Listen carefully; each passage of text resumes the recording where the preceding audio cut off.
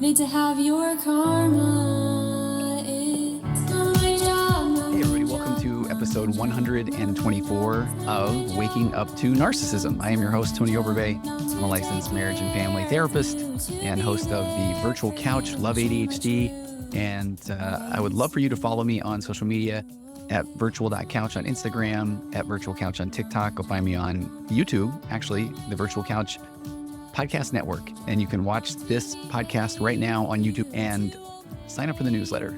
It's either in the link tree, wherever you're listening to this, watching this, go find that, or go to tonyoverbay.com. I want all of your questions. I want your questions about narcissism, emotional immaturity. I want the text messages that you get from your partner. And if you're curious on, hey, is this gaslighting, or how do I respond to this? Because I would love to feature more of those on upcoming episodes. If you have general mental health questions, if you follow me on any of the social media platforms, I do live question and answer sessions with my daughter McKinley, my daughter Sydney. We do those quite often, typically on a Sunday night, sometime during the week.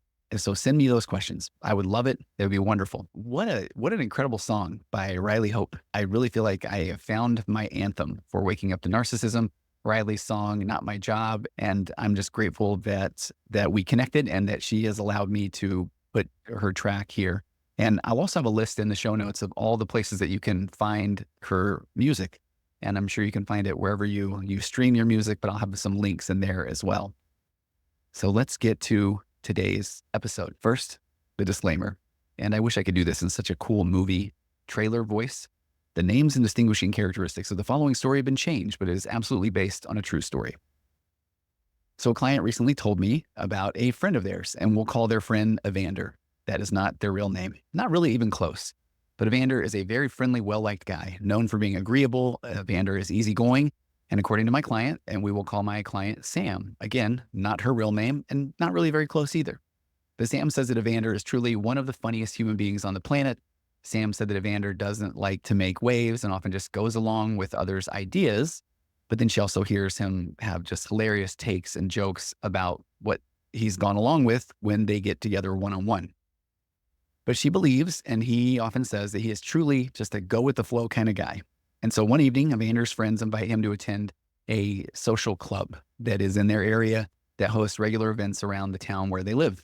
The club's organizers are well known in the community, and they do really good work with local charities, but they are also tied to various stories about some bad business dealings, the kind where the phrase, it's business. Business is business, which personally drives me insane. I don't like hearing that because in my experience, that typically means that something pretty shady, or maybe not even necessarily shady, but something manipulative is going on where somebody is hiding behind this concept of, hey, it's just business. Because it's in essence saying, that's when I'm allowed to just look out for me and have no regard for anyone else because I get personal gain from it. Because what often follows the, hey, it's business is, well, what were we supposed to do? Again, it's business. Sam said a couple of the guys tied to the club are known to make very offensive comments about different groups of people, ethnicities of people in the community. But Evander recently started his own business, and so he was absolutely thrilled to get the invite to this club because he desperately wants to play a larger role in the overall social scene in their town, and he knows that that could potentially really help out his business. Evander has also learned that there are a few of his other friends and some business associates that he was aware of that are part of this club. He figures that's a good thing, so he decides to join. And then he brushes off the occasional off-color remark as, hey, they're just joking around. You know, everybody likes a good joke. Over time, though, Sam said that the off-color jokes, the remarks, they started to really bother her. And Sam and Evander have always been close. And Sam has very strong opinions. And she said that she values respect. She values justice. She values inclusion. The more that Sam talks to Evander about the club or the meetings or the people that are involved, the more he starts taking on more of the tone and the vibe of the club. There's that concept of where you find that you are, what is the phrase? You are some of the 5 people you spend the most time around. It is something to be aware of because I don't know if you ever noticed that sometimes you start taking on the conversational style, some of the words, some of the mannerisms of people that you spend a lot of time around. Sam started noticing that Evander was doing that. So Sam eventually questioned Evander about it and asked, hey, why are you still involved when the club's values don't really seem to align with your overall friendly and what I thought that you also had an inclusive nature?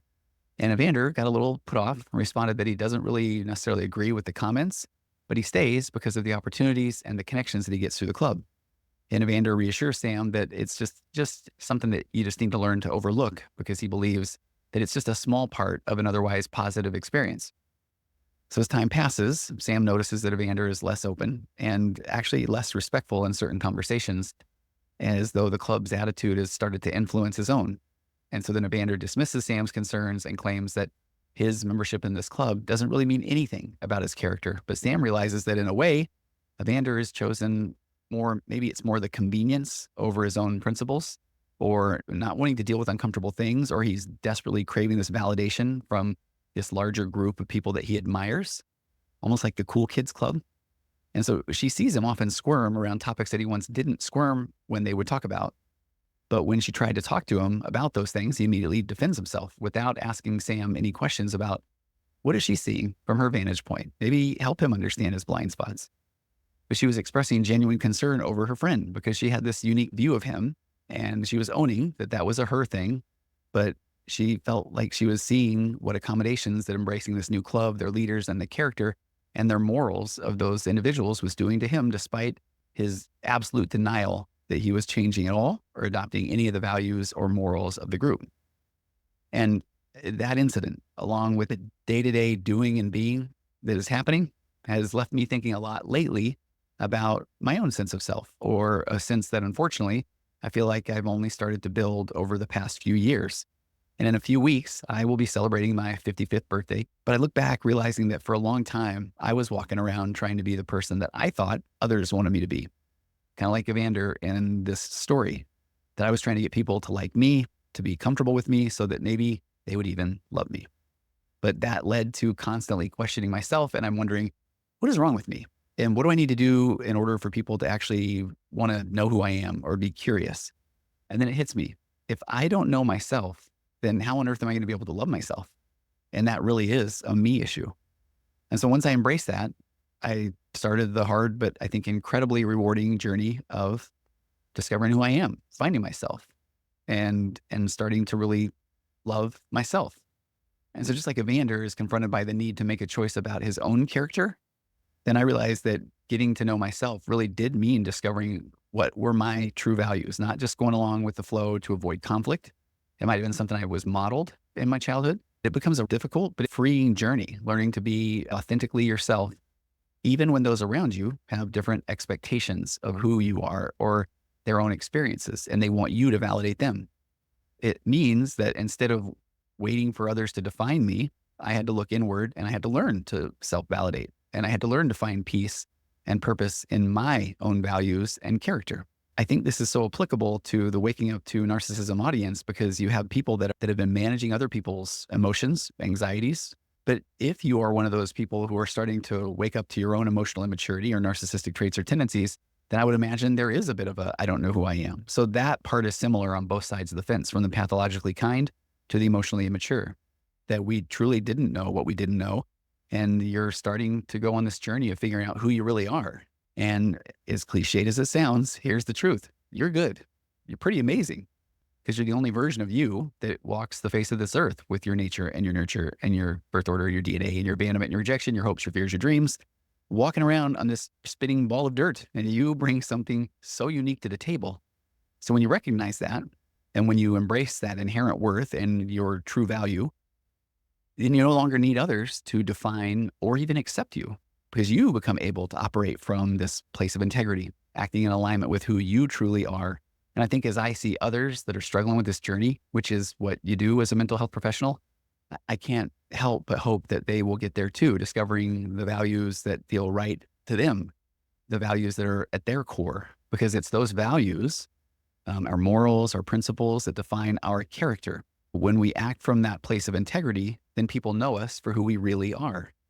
And while it's a deeply personal journey, I sometimes worry that many of us, like Evander, are on paths that might lead to places of regret, because it's really easy to get caught up in being agreeable, to fitting in. But if those actions aren't in harmony with your true character, then they ultimately can't bring you peace. Instead, they keep you from living as the fullest, truest version of yourself. Because as you start to figure out who you are and you bring to the table every bit of your own true self, when you recognize that your inherent worth or your true value, then everybody else who's trying to tell you how you're supposed to think and feel and do, I mean, they can go bless themselves because you're good.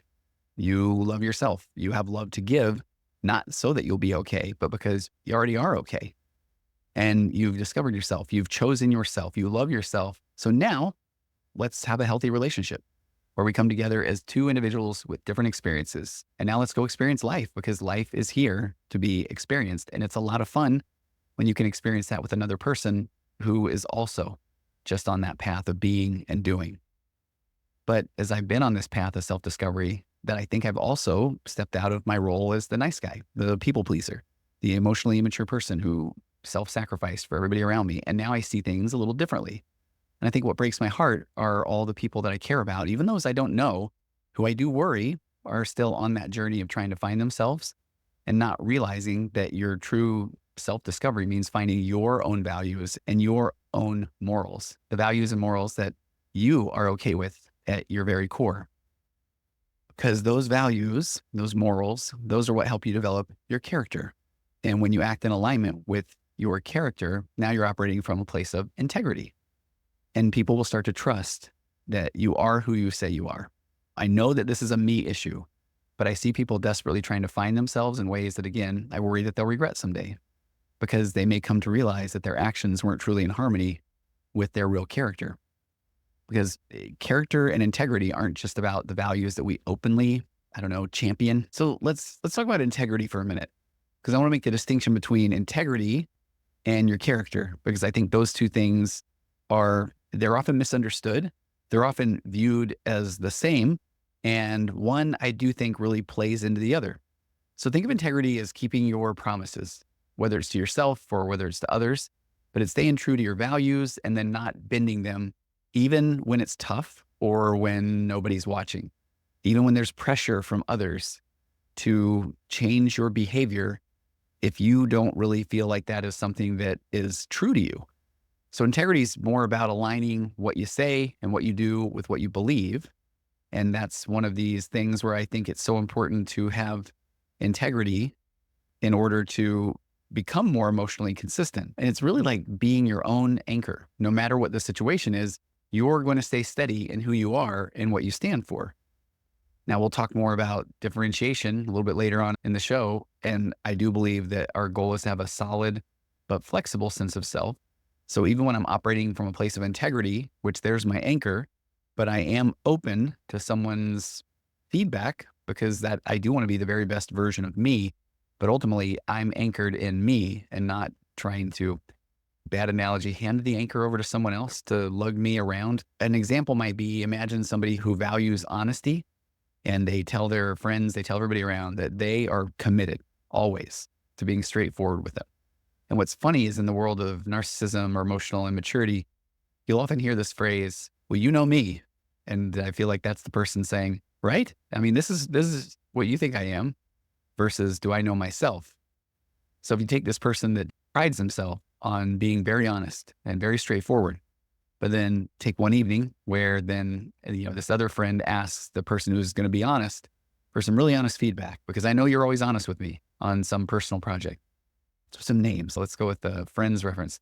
So we'll say that Monica is the honest one. And she just says, I'm always honest. You know me, I'm always honest. And then Rachel comes up to her and says, okay, Monica, I know you're always honest with me. I really need some honest feedback on a personal project that I'm working on. But now all of a sudden, Monica feels pretty uncomfortable sharing her real thoughts because she really doesn't want to hurt Rachel's feelings. So instead, she gives kind of vague, maybe overly positive feedback, but it really doesn't reflect on how she feels. Now, in that case, then Monica is compromising her integrity. Now, she values honesty, but then her fear of causing discomfort leads her to act out of alignment with that value. But here's where that solid and flexible sense of self comes in. Because maybe then honesty, brutal honesty, blunt honesty, isn't necessarily her core value. And she maybe has more of a value of compassion, is what she's noticing in this situation.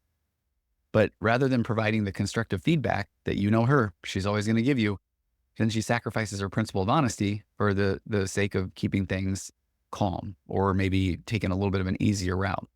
And I give this example for a reason, because when I'm doing values work with people, and I talk a lot about this on the Virtual Couch podcast, when you're talking about the concept of acceptance and commitment therapy, which I love, once you realize that there's nothing wrong with you, you're human, you're not broken, you're going through life for the very first time as you. So check that out. These are experiences that you're having. Then you can start to look at, okay, well, now what do I do? And I need to figure out my values. It's really quite a journey to start figuring out what is important to you. And you have to go and interact with the world in order to figure out what is important to me. So someone might say, I have a very, very strong value of honesty, but then they're met with people who are asking them for their opinion, and they realize, oh, well, I don't want to hurt this person's feelings. So if your value is honesty, and that is your core value, and you're going to act in a way that is going to be in alignment with who you are, what it's like to be you, and you want to come from a place of integrity, then the yeah buts that are going to come along are, yeah, but I might hurt this person's feelings. And we're saying, okay, well, I might, but that's not necessarily a productive or helpful thought if I am going to act from this place of integrity and I'm going to honor my core value of honesty. But what you might find in that situation is, now I'm realizing now I have more of a value of compassion. So then the yeah, but might be, well, yeah, but you're not really going to be honest. And then we're accepting that. Oh, I'm not even arguing that, because that's not a productive thought toward my value of compassion. I really think that the more we realize that it's okay to be us, then we can start to interact. We can start to not need somebody else to tell me what I'm thinking or how I'm feeling or what to do or what I should be doing, because nobody likes to be shit on. And then I can start to recognize what my values are, and when I'm acting in accordance with those values and I'm showing up pretty consistent with that, now I'm operating from a place of integrity. Because in this situation, Monica's lack of integrity could start to harm the trust of their friendship if Rachel really senses that was insincere later, or learns that Monica didn't give the honest feedback that Rachel was really asking for. That misalignment, I think, is really subtle, but I think it's pretty significant, because acting with integrity would then involve Monica finding a way to communicate her thoughts constructively and kindly. And I think that's where we jump back into the all or nothing black or white thinking, where we assume that, okay, well, I guess I got to be brutally honest. But if that is one of my core values, I'm going to act from a place of integrity. And this person knows me as somebody that is willing to deal with the discomfort and provide constructive feedback, knowing that it is my feedback, it's my opinion on what you're doing. And I think that's this whole significant thing as well, because you're ultimately the one who knows what is best for you, but I'm willing to provide my feedback. Okay, let's go with another example. We'll go with the fictional characters Tom and Jerry, but this is based off real life events. So let's say you've got somebody named Tom, and Tom presents himself as somebody who has pretty high moral character, and he regularly speaks about the importance of respect and kindness and fairness and equality and inclusiveness. And he volunteers in his community, and he helps, I want to say, homeless pets at a shelter, but he's a really good person. He's involved in his church community, and he condemns behaviors like dishonesty or cruelty in others. He really prides himself on these values. He sees himself as a principled person who sets a strong example for others. And this is real. People do see Tom as this person. One day, Tom meets Jerry. Jerry is this charismatic new friend who is very prideful, but also seems to be successful, and he's pretty charming at times. And so Jerry is openly dismissive, though, of others' feelings. He'll make an offensive joke at somebody else's expense, and then he will, on occasion, when he's just around his friends, he'll boast about manipulating people to get whatever he wants. Despite witnessing Jerry's behavior and knowing that it conflicts with Tom's own values, Tom's kind of drawn to Jerry's confidence and his influence, and he starts to enjoy the perks of being in Jerry's social circle. He rationalizes this disconnect by telling himself that, you know what, everybody has flaws. Nobody's perfect. Or that he can't just ignore Jerry's comments, because otherwise Jerry's pretty fun to be around and Jerry's going places. But by continuing the friendship without addressing the behavior or setting boundaries, Tom's starting to operate without integrity, because he's excusing Jerry's openly harmful actions, and he's failing to live up to the values that he claims to hold. And this lack of alignment, it undermines Tom's own character, and he's essentially prioritizing his desire for connection or for status, or to just have things be easier in his own mind than his his values and his stated commitment to kindness and fairness. And what is unfortunate is that as much as that he's now acting out of alignment with who he claims to be, he still is assuming that he is viewed as that person by others. But then other people will start to question Tom's authenticity, wondering how is he willing to overlook behavior that he normally condemns and has condemned his entire life and condemns every weekend when he attends his church functions or when he's out in the community. And what does that say about him? Does it reveal that what will start to be questioned is his high moral character? It's conditional only when it benefits him personally. Because if Tom was acting with integrity, he'd confront the inconsistency either by addressing Jerry's behavior, although we're here on Waking Up to Narcissism. You know by now that you can't give Jerry the aha moment or the epiphany. And those who don't know narcissism, they believe that Jerry is acting from a place of integrity, even though his stance on things changes every 5 minutes. It depends on whoever he's in front of, that it changes. Tom now is understanding, oh, okay, this is my opportunity in my interactions with Jerry or even learning more about Jerry, that doesn't feel right to me. There is that cognitive dissonance. And if I want to act from a place of integrity, then I need to be willing to sit with that discomfort, set boundaries, and distance myself from this person, because at some point, those who Tom believes he has influence on, whether it's the members of his family or his community, they're also having their own moments. And they're also seeing Jerry's behavior. And they're also starting to recognize, I feel like I'm acting out of alignment with my integrity or my own character if I am supporting this person. So then this is Tom's opportunity for self-confrontation, for growth, to do the right thing, even if it is a difficult thing. Can he now distance himself from somebody who disregards the values that Tom claims to hold dear? Instead of tolerating it, excusing it, he's letting his stated principles take a back seat. And that starts to reveal that his values are negotiable. And they really are contingent upon if maintaining them, if it's convenient. Let's talk about character, because character is maybe a broader sense of who you are at your core. It's a blend of your beliefs and your habits and your morals, the way you handle yourself in both the good and the challenging times. So people might describe somebody with strong character as dependable, or somebody who always seems to know what the right thing to do is, even if it's uncomfortable or inconvenient. That character is really who you are at your core. And then integrity is how you are showing up. And then character, it's the full package of our choices and our values. Integrity, it's how we show up consistently over time. The big differentiator of integrity and character is if someone truly feels like it's okay to manipulate others, to put down those who are less fortunate, that is their character. They are acting in a place of integrity because that's who they are at their very core. And then their character is if they believe it is okay to put down women, put down other races, if it's okay to name call, if it's okay to throw jabs, if it's okay to boast, to put people in the one down position, and they really do believe at their core that is okay, then they are acting from a place of integrity. And then that is their character. That is their whole package and how they show up consistently over time. And please do not get me wrong. That is not somebody that I want to hang with. My whole point there is that what is wild, and it's one of the things I'm seeing more showing up in my office, is that I'll give you an example of bringing up something about triangulation with someone. And they were saying that I'm asking other people in your family, and they also think that you are doing whatever this thing is that, let's say, the narcissist is accusing their partner of.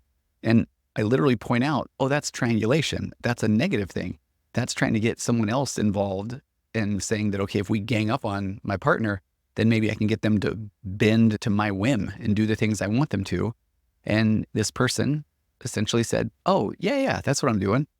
And there's been other situations where that is who the person is. And I'm trying not to make a strong judgment, although I think I'm literally doing that right now. Because if that person isn't saying, but tell me more, I don't know what I don't know, is that a bad way to show up in the relationship?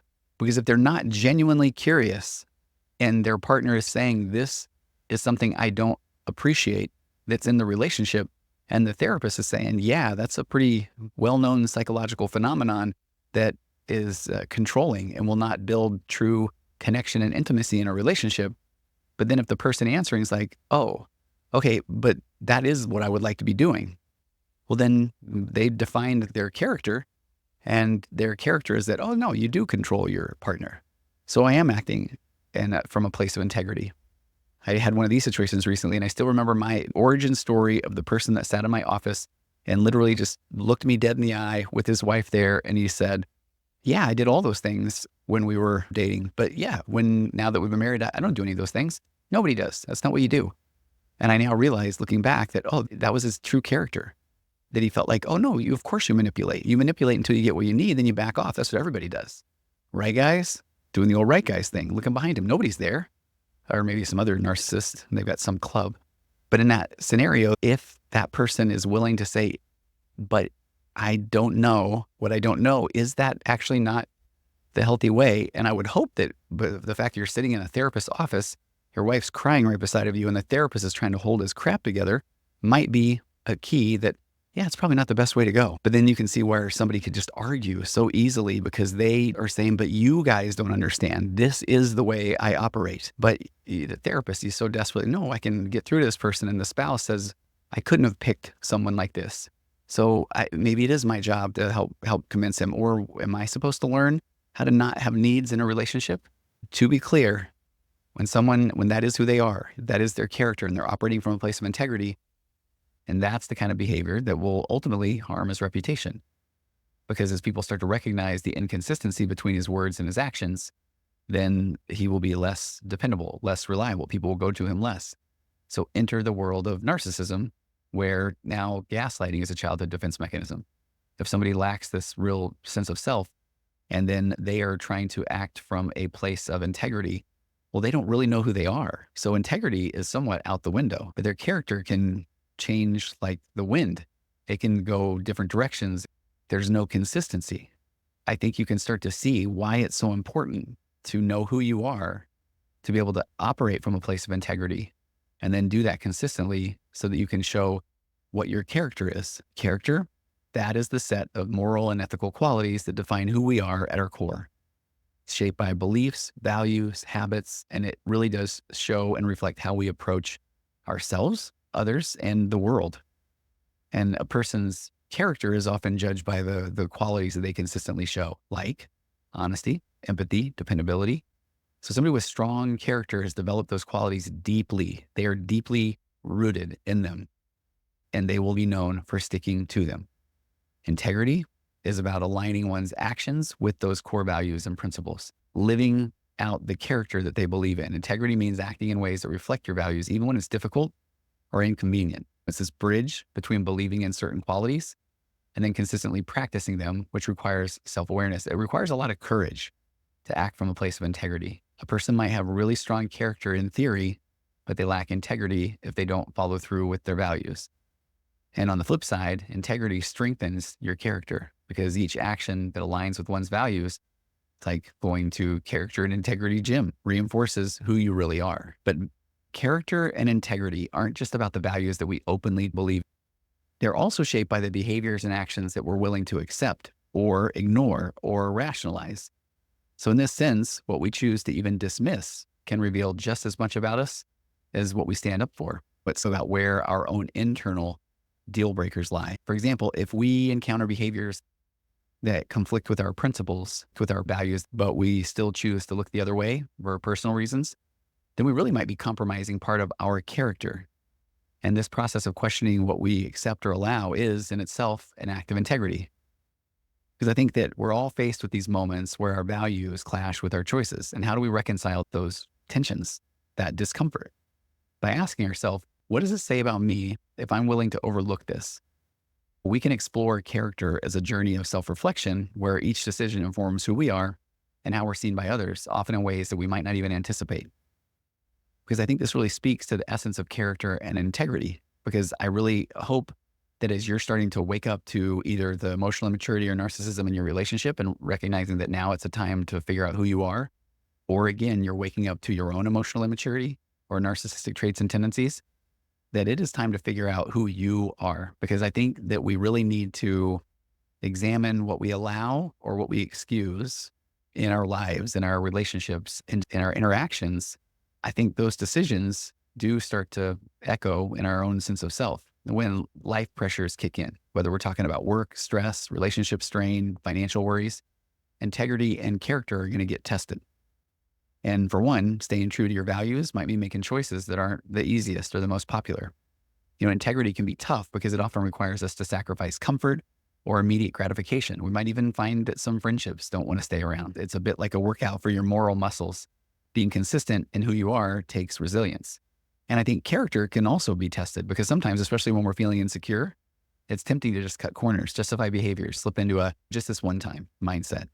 And then the more we give in, the easier it becomes to shift away from who we actually want to be. Life's pressures don't just test us once, they'll keep on challenging us, making it essential to really know who you are, reflect regularly on whether you're staying aligned with the values that matter most. How do integrity and character play into this podcast? How do they play into your relationships? Because I think when it comes to relationships, integrity and character can be a game changer, but they're also tricky. For example, being in a relationship might bring situations where you're tempted to say something that you don't believe just to keep the peace. And I'm pretty sure that I shared a little while ago that I want to start bringing more awareness around what a healthy relationship would look like. Because if you are listening at this point, I do believe that you're waiting for the unicorn part of the story, the rainbow, the pot of gold. Because if you are trying to express yourself from a place of integrity right now, most likely it is going to be turned around and thrown back on you.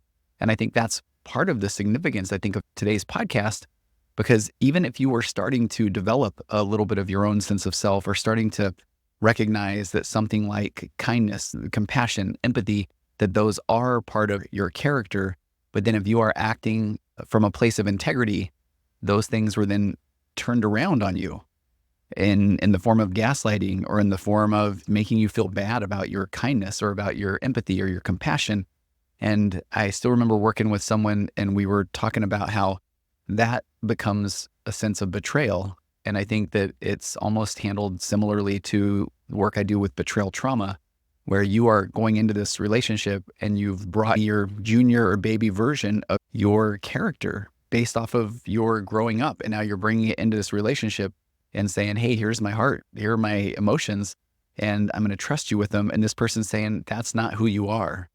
And then you are desperately fighting to say, but this is, and I need to figure out a way to communicate to this person that is not only unwilling to hear it or communicate about it, but they're going to actually turn it back around on you because they know that's important to you and tell you that that is not who you are and put you in that one down position so that they can maintain control because they lack a sense of self to the point where they just need another interaction with a human to know that they exist. But the way that they exist is to make themselves in a one-up position. And that is so much of the injustice of what being in a relationship with someone who is emotionally immature or has these narcissistic traits and tendencies.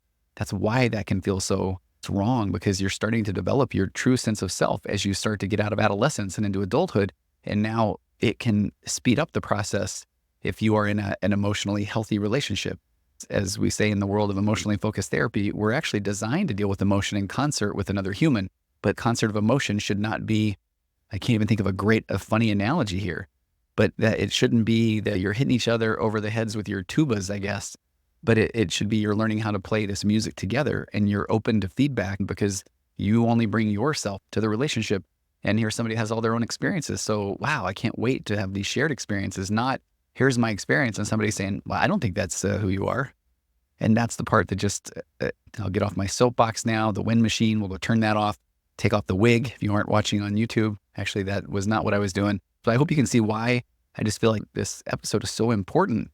They talk about we need to get you back to figuring out what is your character so you can operate from this place of integrity and then start to show up consistently and model this amazing version of you to your kids, or that will help you find a healthier relationship moving forward. But if your integrity is strong, you're more likely to speak honestly, kindly, even if it risks some temporary tension. And this honesty creates trust, which I think that then becomes the backbone of any strong relationship. Because a partner can sense when you're being true to yourself, which I think fosters more of a deeper connection over time. And if it doesn't, you're also exposing their emotional immaturity. But you know that you're showing up consistent, acting from a place of integrity. Character, on the other hand, that's like the emotional foundation that you bring into the relationship. If you're somebody who values kindness and respect, your partner will feel that in the way that you treat them, especially when things get really difficult. And the person who has a solid character, they keep their word. They own up to their mistakes. They show up for their partner consistently. But in challenging moments, showing character might also mean setting boundaries or saying no to preserve both your integrity and your mental health. So while integrity and character are tested in life's pressures, they also start to build resilience in the relationship. And then every single test will start to strengthen a healthy relationship by showing both partners who they are, even when things get real, even when things get tough. So now let's dig even deeper. And I want to dive into why integrity and character are extra challenging for somebody who either lacks a sense of self, and we're talking, again, either when they're the pathologically kind person or if they're the emotionally immature or narcissistic partner. Enter the pathologically kind person. We'll call them Pat, and the emotionally immature person. We'll call them Chris. First, let's talk about the challenge of integrity without really knowing who you are, without this strong sense of self, because you are the pathologically kind person. You are Pat. So for somebody who's used to being the pathologically kind person, I think integrity can feel particularly confusing because the boundary between what they genuinely believe and what they do to please others, it gets pretty blurry. Because if you're constantly adjusting your behavior to avoid conflict, you don't want to make anybody uncomfortable, you want to make everybody else happy, then it's really easy to lose touch with your own values. And I find that so many of the pathologically kind people that come out of unhealthy relationships and start raising their baseline, figuring out who they are, start from a place of, I have no idea, which makes sense because you've been the people pleaser, or you've been the person who has taken on everybody else's feelings and emotions, most likely throughout your life. Because remembering that integrity, that requires knowing what you stand for. But if you're habitually catering to somebody else's needs and reactions, I'm not saying this in a negative way, we're here, we're figuring this out, then especially if you're doing that to an emotionally immature narcissistic partner, I would imagine you are rarely in a position to really try to even explore what your own beliefs and values are. I don't even know if you would have the time. So that starts to leave the pathologically kind person feeling really fragmented, probably more like a chameleon, because you're always trying to adapt to the other person. And I have had people in my office, when we start talking about values, they will say, well, what's the value that aligns with being a chameleon? Because I'm good at that. So you probably find yourself saying yes when you mean no a lot, or agreeing to things that don't really sit right with you, simply because it feels safer than avoiding rocking the boat. And this pattern can create a lot of inner conflict because you're essentially then out of alignment with yourself, and without a strong sense of self to anchor you, not a judgment, it really starts to be harder and harder to discern where your partner's needs end and your own begin. That whole concept of being differentiated, where one person ends and then the other begins, because that can be really, really difficult when you don't know who you are. It only makes sense that then it would be hard to find that separation. So that was integrity. Now we're talking about character and navigating emotional immaturity. So character, or more of a strong emotional foundation, comes from understanding and respecting your own boundaries, your own values, your own emotions. But if you've been conditioned to ignore your own feelings to keep the peace, as again, most pathologically kind people are, then your sense of character often also gets sidelined. So this lack of emotional foundation means you're more likely to question your own feelings and prioritize your partner's emotional landscape over your own. So when your partner is emotionally immature, or they display the narcissistic traits and tendencies, then they're most likely pretty dismissive and probably invalidating of your feelings when you try to share them. And then they might twist those situations, which typically leave you wondering, am I overreacting? Is it really that bad? And then that doubt further weakens your own sense of self, and it makes it so much more challenging to build character. And here's the catch. Here's where we start putting the pieces together. Personal integrity requires character. You need that foundation to feel solid and act in ways that reflect who you are, especially in the face of opposition or pressure. Building integrity and character in the face of narcissistic traits. Here's where the journey of self-discovery, of emotional maturity becomes really crucial.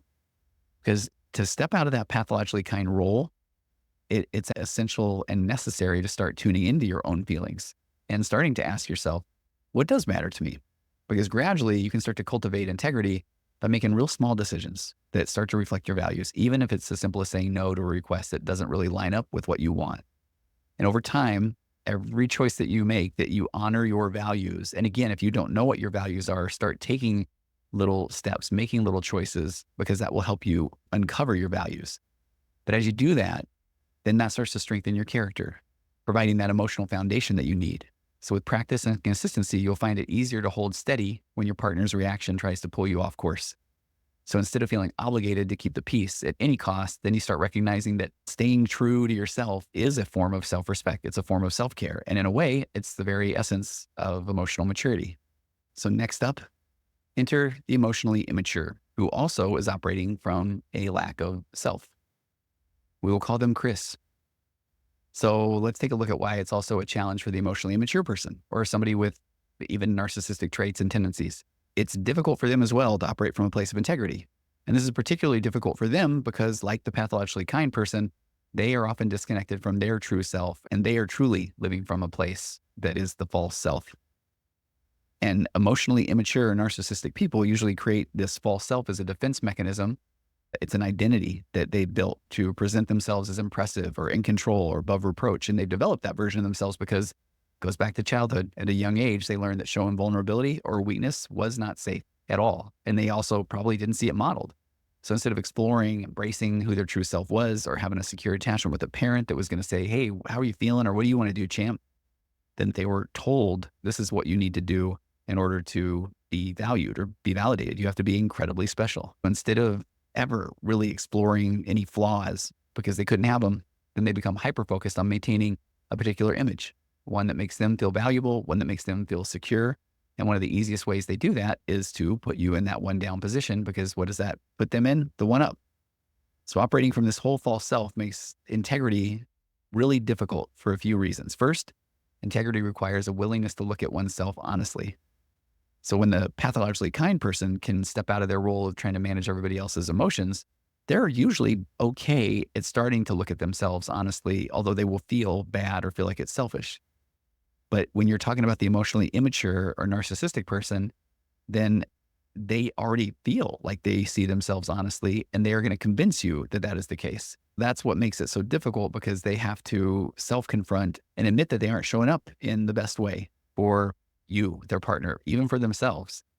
And then they'll have to admit that also there is room for growth. They might have to admit that they don't know what they don't know. For somebody who's heavily invested in their false self, self-reflection is a giant threat.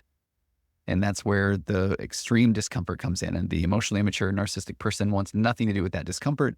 It is natural for them to bat that discomfort away by then defending themselves, putting them in a one-up position, putting you down, because admitting a mistake, admitting a flaw, all of a sudden that feels like an attack on their very identity. They will avoid it at all costs. They'll defend, they'll deflect, they'll lie to protect this whole constructed self-image, the false self, which makes acting with integrity pretty much impossible. Because rather than asking, hey, what aligns with my values, they're asking, hey, what keeps me looking good, or what keeps me in this one-up position? I think that this also speaks to, when you're talking about the emotionally immature, that there's a lack of internal consistency, because it means that they lack an internal foundation, which is absolutely necessary if you're trying to act from a place of integrity. Because then this narcissistic person's sense of self is so reactive, because it's based more on how others perceive them than on any stable inner values.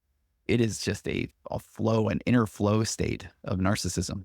So as a result, they find themselves behaving inconsistently. They will change their stance based on who they're with, or what they want in the moment, or how they are feeling. And that inconsistency, it really does look like saying whatever they think will make them seem right or powerful, but inside, it just fosters more of this insecurity and even confusion. So without this inner stability, they also struggle with a consistent moral compass. And if their main objective is to avoid shame or guilt or responsibility, then they are absolutely less likely to act in ways that respect anybody else's boundaries or feelings, because those don't matter. If they are in the way of the narcissist or the emotionally immature person, then they are there to be toyed with, and they are to be crossed immediately, because a boundary to a narcissist is a challenge. And so their decisions are based on protecting themselves rather than aligning with genuine values, because their values shift at any given moment, any second. Because integrity requires vulnerability and a strong sense of self. And that is almost an impossibility for them to genuinely care about whether their actions match any internal standard, because they're just more focused on survival. That gaslighting is a childhood defense mechanism. And I've often thought, whatever their birth year is, I want to get a shirt that says, confabulating since 69, something like that. For the emotionally immature or narcissistic person to move even close to integrity, they would need to start recognizing and questioning the limitations of their own sense of self, their false self. And that is, I won't even call it hard work. It's almost impossible because it means letting go of the illusion of control or perfection. And they've depended on that for survival for so long. So they would have to actually accept the fact that it's okay to have flaws. And it's not that because, well, I do, but you do too, or I do because you made me. Or they might have to accept that they don't know everything, and they would have to feel vulnerable. And then in theory, as they recognize that their worth isn't dependent on that constructed identity, then they could start building a more genuine sense of self. And if they were to do that, small steps toward integrity become possible. For instance, if they started practicing even acknowledging mistakes or simply listening to somebody without turning the conversation back to themselves, those actions could theoretically help them find some stability. But there's the big question is that if the person isn't truly trying to self-confront and grow, then they're really operating from a place of trying to figure out, hey, just tell me what I need to do to still be able to take this one up position. There's a big question that comes up in the private women's Facebook group about people will ask about the people that are the self-proclaimed narcissists who are trying to get on social media and say, I'm a narcissist and here's what we think.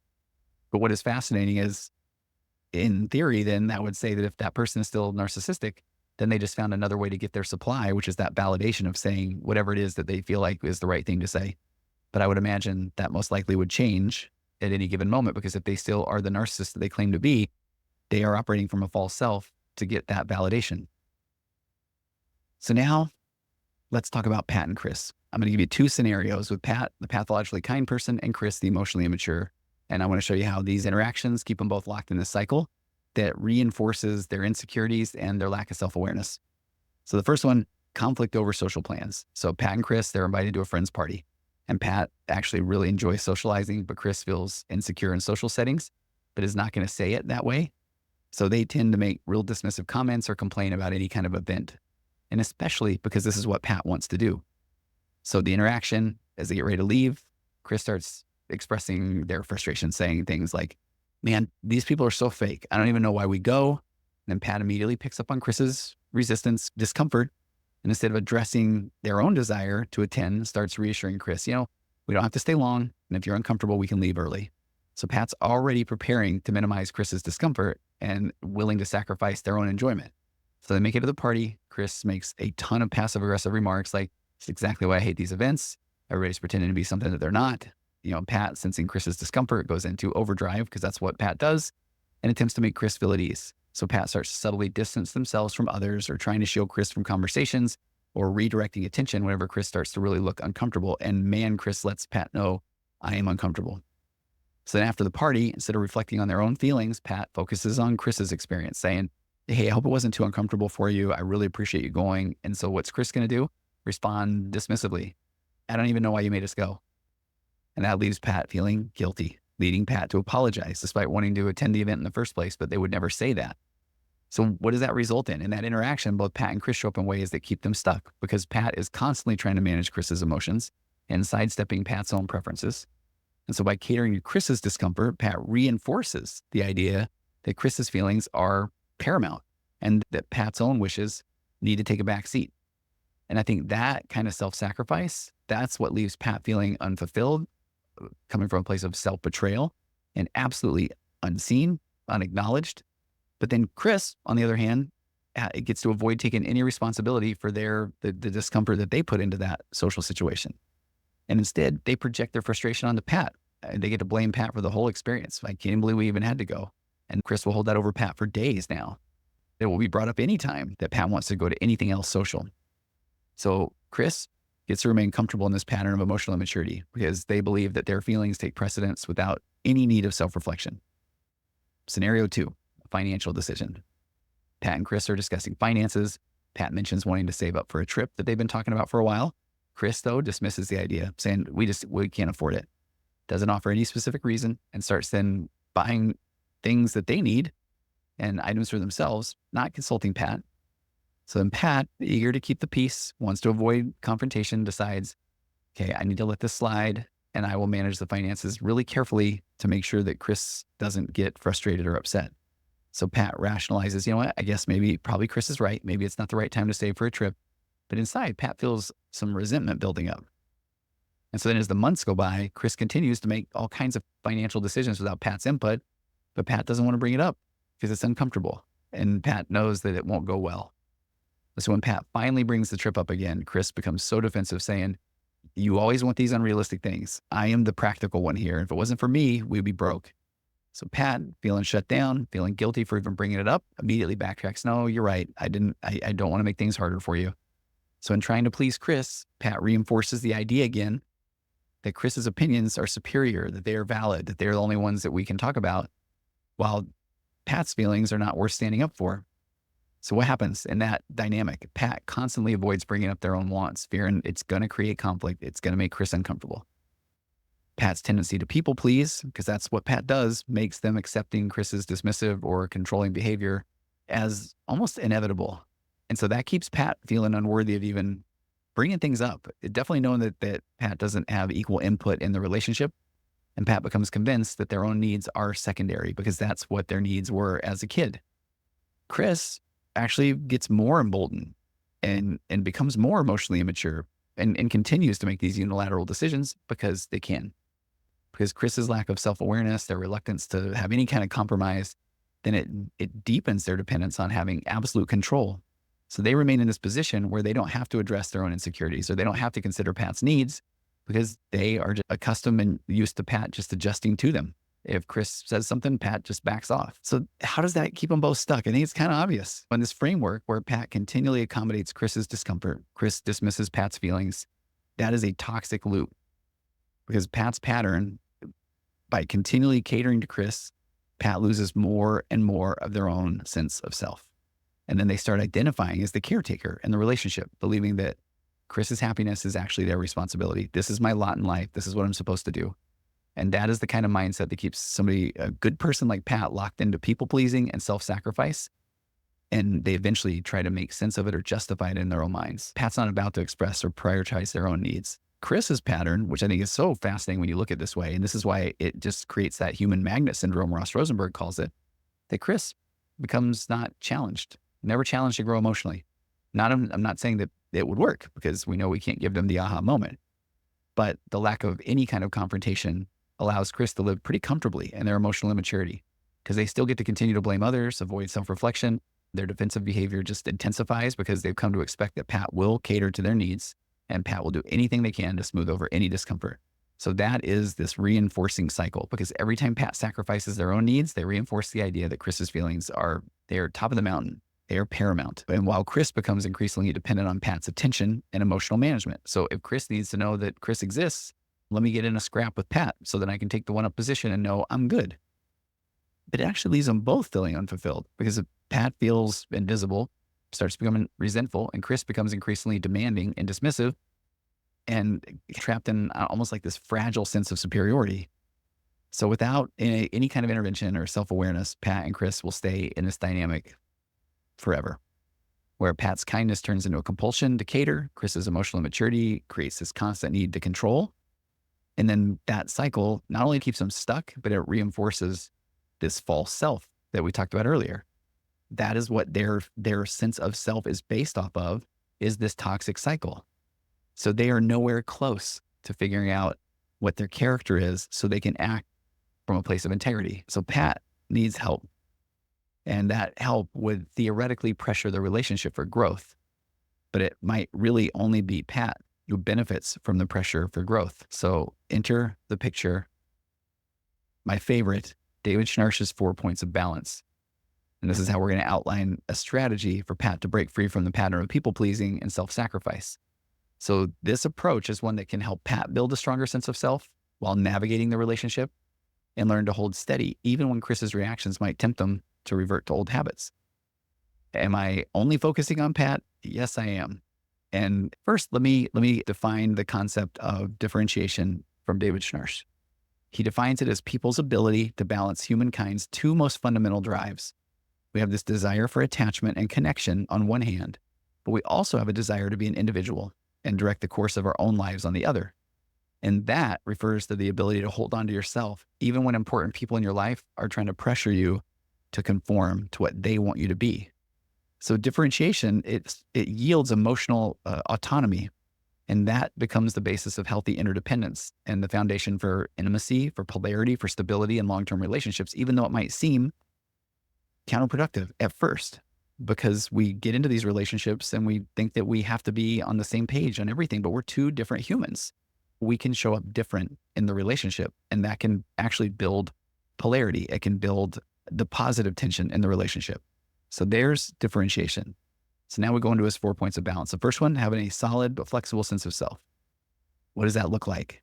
Having a clear sense of who you are and what you believe, even when other people disagree or they disapprove. So that right there is the ability to remain true to yourself without rigidly clinging to one perspective or feeling threatened by somebody else's opinion. In these scenarios, we'll go back to that party scenario. Instead of prioritizing Chris's discomfort, then Pat would remind themselves that they genuinely enjoy socializing. They want to attend the party for themselves. If they can just even start by identifying and honoring that desire, then Pat can eventually get to a place where they can express it.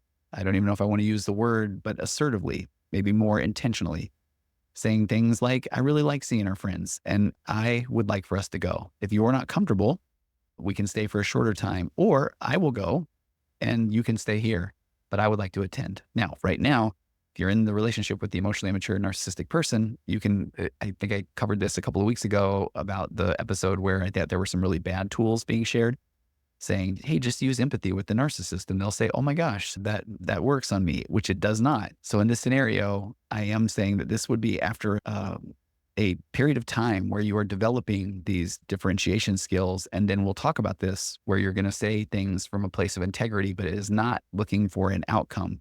That's the party scenario. If we go to the financial scenario, kind of a similar thing. In the conversation about finances, then Pat would have to take the time to recognize and accept their own desire to save for a future trip without immediately deferring to Chris's more critical viewpoint. So Pat would eventually get to this place of saying something like, I really value having these experiences together, traveling together. And I think planning this trip is important to me. So I would like for us to discuss how we can make that possible. The second point of balance, one of the biggest keys, quiet mind, calm heart. What is that? It is being able to manage your own thoughts, your own emotions, especially in stressful situations. And this point of balance is a challenge. It takes a lot of work. It takes mindfulness and meditation and being able to build a pause, because this one allows you to stay a little more calm and self-regulated instead of just reacting defensively or even just reacting out of habit. So let's go back to the party scenario. If Chris starts making negative comments, Pat could use this as an opportunity to focus inward. Go zen, practice calming techniques, a little deep breathing, silent reminding themselves that their own intentions are good for the night instead of rushing to manage Chris's discomfort. Pat can let those comments just roll off and notice them and quietly remind themselves that those are definitely Chris's thoughts. And I hear them.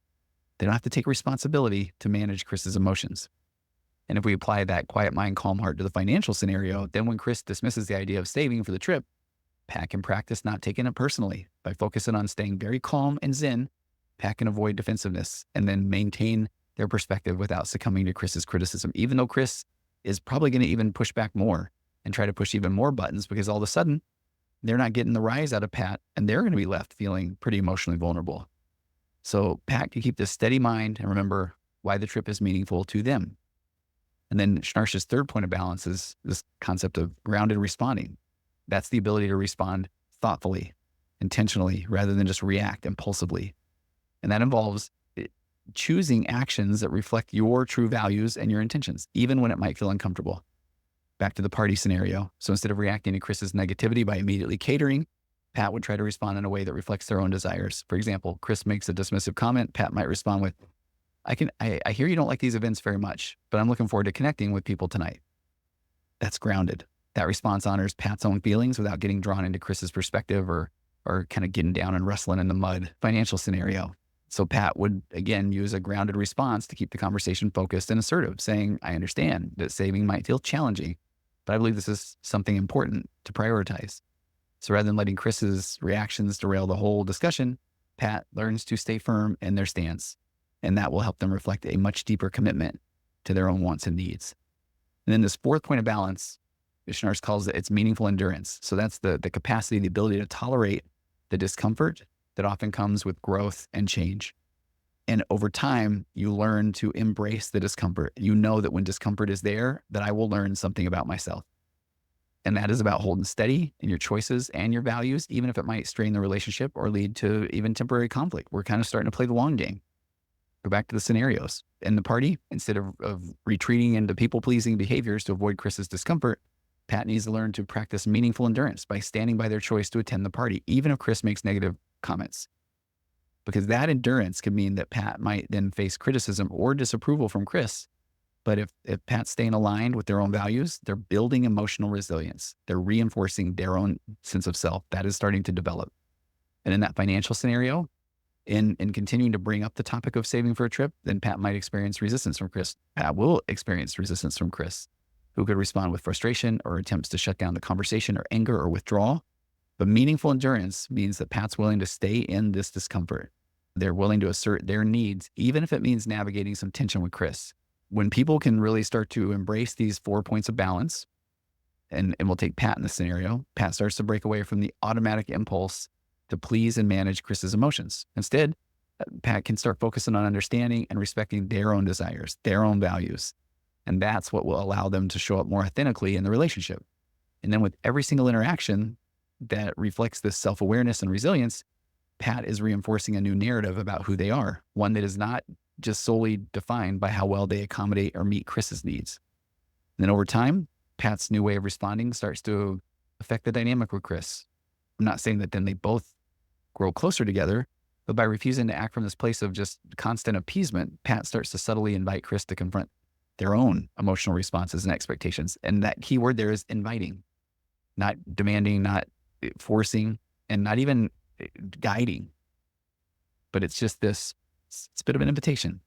So that shift does not guarantee that Chris will change anything, but it offers Pat the chance to step into a place of integrity and self-respect and move from a reaction more to this intentional action.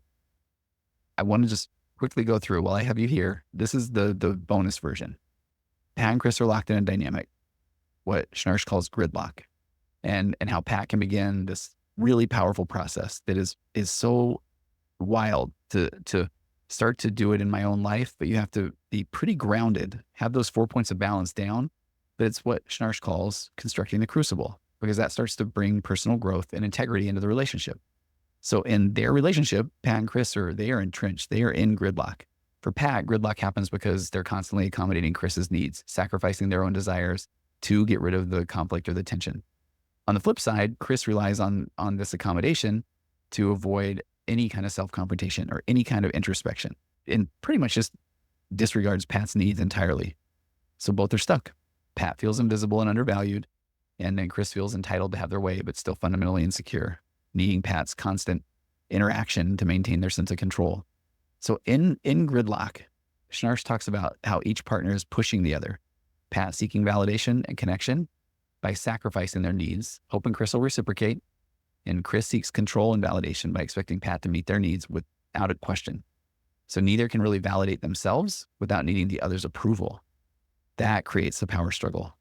Pat is just yearning to be seen, and Chris wants to feel respected and right, and both feel disappointed and frustrated. So what Schnarch calls constructing your crucible becomes the only path forward. Let me take that back. It becomes the path forward that I know that appears to work the best. Because in his framework, constructing the crucible is about extracting your personal unresolved issue from the gridlock.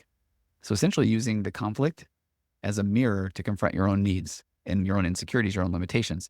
So instead of trying to change Chris or work on the relationship, Pat has to focus on themselves, building resilience and clarity and beginning to live from a place of what we talked about earlier, integrity. So here's what that constructing a crucible might look like for Pat. First, identify the personal issues that are embedded in gridlock. So for Pat, the issues embedded might include a fear of rejection or a need for external validation or a strong compulsion to avoid conflict. That they may have learned that their value is tied to being accommodating or good in the eyes of others. They are a human doing, not a human being. So the relationship with Chris brings all those underlying issues right up to the surface. So by recognizing that these are the personal issues, then Pat can start to see that their compulsion to appease Chris isn't even necessarily about Chris. It's about Pat's own beliefs about worthiness, fear of disapproval, discomfort with self-expression. One of the second things to acknowledge when you're trying to construct this crucible is you have to own your projections. So Pat's projection might be that by pleasing Chris, they'll eventually get the love and validation they crave, as if Chris's approval will complete their whole sense of self. That's all I need to feel better. But this is an external solution to an internal issue. Only Pat can validate their worth and begin to operate from their own integrity. So constructing that crucible means Pat begins to own this projection, acknowledging it's not Chris's validation that will make me feel whole. And this involves a painful, but I think pretty liberating realization that their true value comes from within, not from Chris's opinion or approval. Because if that's the case, I'm always worried about how Chris is showing up or seeing me if I'm playing the role of Pat. And so then more of constructing the crucible, you have to act with integrity instead of seeking reciprocity. So constructing the crucible at its heart is about acting from integrity, even if Chris doesn't change or respond positively. For Pat, this means standing by their values and their desires and not backing down simply to please Chris. A quick example, if Pat wants to pursue saving for the trip or attending a social event, they may begin by stating their preference clearly and holding steady without apologizing or diminishing their stance and not acquiescing to this desire to cater to Chris. So by focusing on their own values and their own boundaries, then Pat develops the resilience to validate themselves. And that starts to build this inner strength that does not hinge on Chris's reactions. That helps Pat feel more self-assured, and it reduces their need to manage Chris's feelings. So now this crucible is in full effect. We are extracting growth from the discomfort. The crucible experience is going to be uncomfortable. And by holding on to their values, Pat starts to experience pushback, criticism, even the withdrawal from Chris. More buttons will be pushed. So the key is for Pat to view this discomfort. This is part of the growth. I know I'm doing it right. So instead of feeling like they're failing when Chris reacts or resists, Pat can recognize that by staying true to themselves and seeing new buttons be pushed, they are forging a stronger sense of identity, a stronger sense of resilience. And that endurance transforms the relationship gridlock into a growth opportunity for Pat. Now, technically for Chris as well, but that might mean an end of the relationship. But by staying in that discomfort, Pat starts to build the muscles of self-worth and the muscles of self-validation. And then now Pat starts to really acknowledge and accept and understand that each challenging interaction actually becomes the way to reinforce their integrity. And then how does that shift the dynamic? If Pat commits to acting from a place of integrity rather than constantly accommodating Chris, the dynamic naturally starts to change, because Chris may initially react negatively or resist Pat's newfound steadiness or consistency. But Pat's shift is eventually going to challenge Chris to confront their own insecurities and entitlement. Whether they change or not, Pat's no longer defined by the need to manage Chris's emotions. So using the relationship itself to grow individually rather than fixating on changing the relationship or changing Chris. And so over time, I really think Pat's crucible work starts to create enough space for both partners to potentially grow. Even if Chris remains resistant, Pat is empowered to operate within this place of self-respect, clarity, integrity, and Pat will find their own value beyond Chris's validation. And that crucible process can be the foundation that Pat needs to live authentically, regardless of whatever the relationship itself turns out to be or how it shifts. Now that Pat has constructed the crucible, now we're back to there embarking on a journey that allows them to explore who they really are, separate from Chris's needs or expectations or reactions. That becomes a powerful foundation for Pat to begin understanding their true character, who they are at their core. And that allows them to build a more solid, flexible sense of self. Gone is that false self. And through that process, Pat starts to cultivate being more authentic, more resilient, more consistent, and eventually reaching this place where they can act from a place of integrity. Because they brought their character, they developed their character, and now they can act in integrity even when things are tough. And I think what Pat will find is they will start to become more clear on what truly defines them. And it could be values like honesty, kindness, resilience, adventure, fun, curiosity.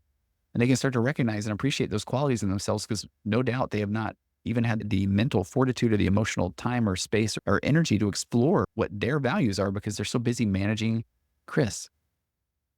They're no longer molding themselves to fit Chris's demands or expectations, but they're beginning to act from a place of integrity, where every choice, it shows their true sense of self. What did we learn today?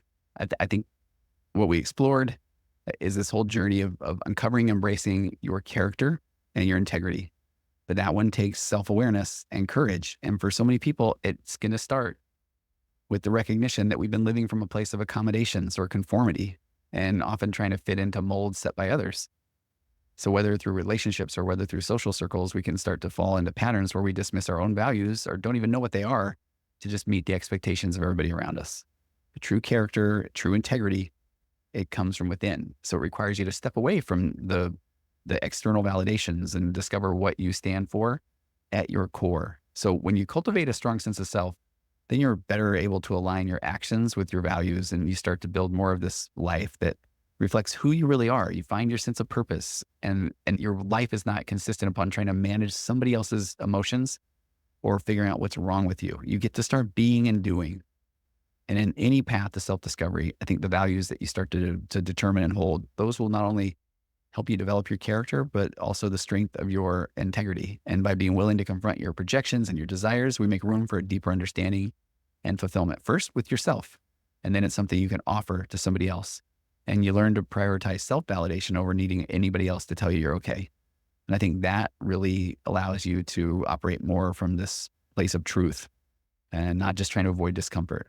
And then you don't just eventually define your character, you live in it. You create basically this legacy of integrity that then people know you. They know that this is who you were. And that, my friends, is something that I think would be amazing for each one of you to know. If you don't know what that feels like, that is I don't know what I don't know, but trust me, that is a wonderful place to be, to get to know yourself, to love yourself, to be able to take this time to explore your own values. And right now you can even start looking at, being aware of it, listening to podcasts, start journaling, have honest conversations with yourself about what feels right at your core, and then validate yourself instead of seeking external validation. And that it can look like some positive affirmations, the kind that you really believe, and you'll start to build this resilience to stay more authentic under pressure. And it will allow you to show up in your relationships as your genuine self. Those things will help you figure out who you are. And once you know who you are, then you will have an easier way to show up and behave in a way that will help build emotional safety with those that you care about, but more so, like, you will just feel alive. It's my hope. Send me your questions, your feedback. Let me know how this goes for you. I would love to hear success stories or challenges, or share this episode if it resonated or you think it can help somebody else. And then once again, I thank you for your support, and I will see you next time on Waking Up to Narcissism. Taking us out, Riley Hope.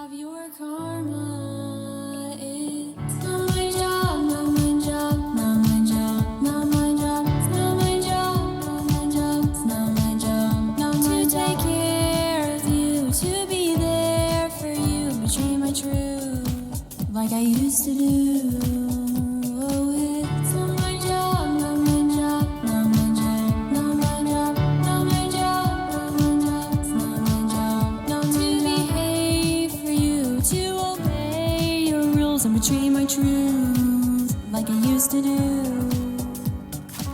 I walked silently, I took all your heat, no one else could see when I couldn't breathe.